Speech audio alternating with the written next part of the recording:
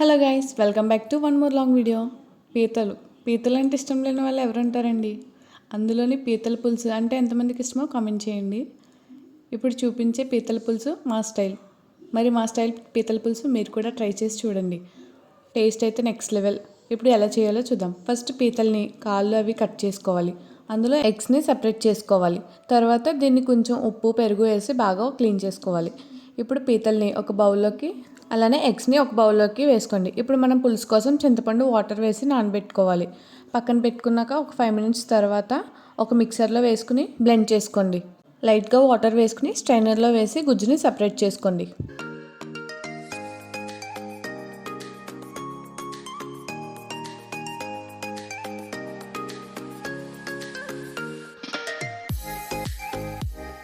ఇప్పుడు ఒక మిక్సర్లో ఆనియన్స్ వేసి బ్లెండ్ చేసి పక్కన పెట్టుకోండి.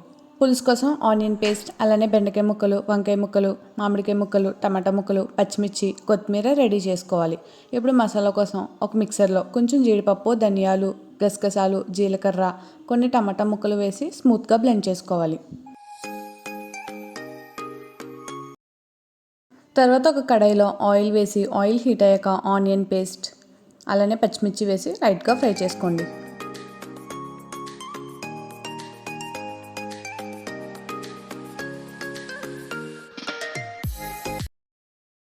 తర్వాత బెండకాయ ముక్కలు వేసి లైట్గా మగ్గించుకోవాలి.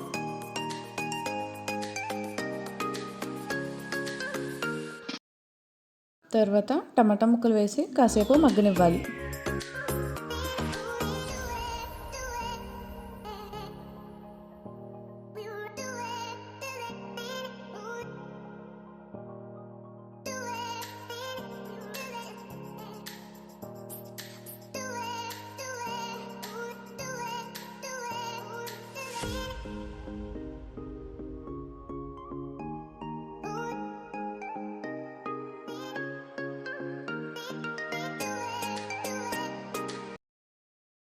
ఇప్పుడు వంకాయ ముక్కలు వేసుకోవాలి.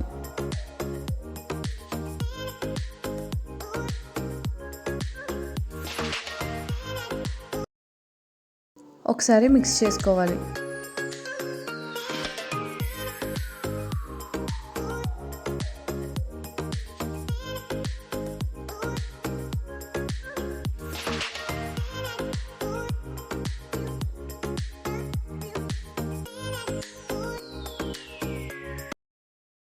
ఇప్పుడు మూత పెట్టి ఒక 5 minutes మీడియం ఫ్లేమ్లో మగ్గించాలి.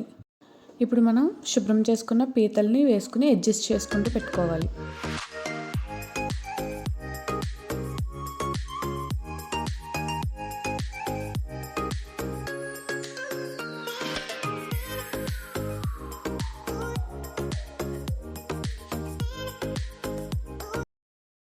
ఇప్పుడు మామిడికాయ ముక్కలు, కొత్తిమీర, 3 spoons కారం,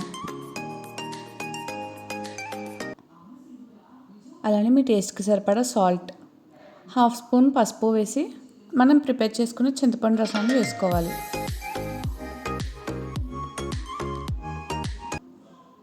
ఒకసారి ఇలా అడ్జస్ట్ చేసుకుంటూ మిక్స్ చేసుకుని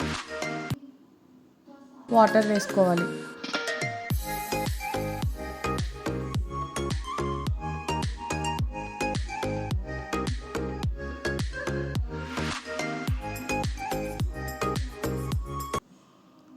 ఇప్పుడు మూత పెట్టి ఒక 20 minutes బాగా ఉడకనివ్వాలి. తర్వాత మూత తీసి మనం ప్రిపేర్ చేసుకున్న మసాలా అంతా వేసుకోవాలి.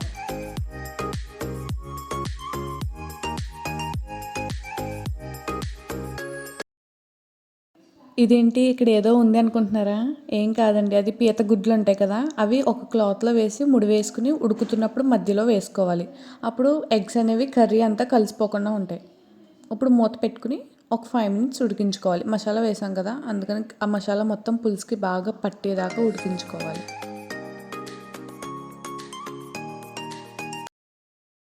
ఇప్పుడు ఒకసారి బాగా మిక్స్ చేసుకోండి.